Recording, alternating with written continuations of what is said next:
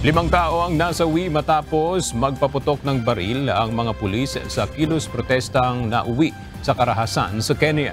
Ilang daan din ang napaulat na sugatan dahil sa rubber bullets at tear gas.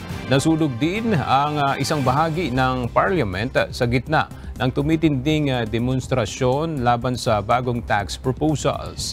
Inundi na naman ni Kenyan President William Ruto ang Karahasan at tiniyak na gagawin ang lahat upang mapigilan ang anyay mga sumisira sa seguridad at katatagan ng bansa.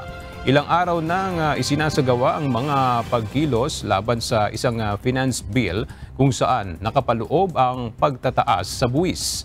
Nagpahayag naman ng pagkabahala sa Karahasan ang mga Western country at umapila ng pagtitimpi.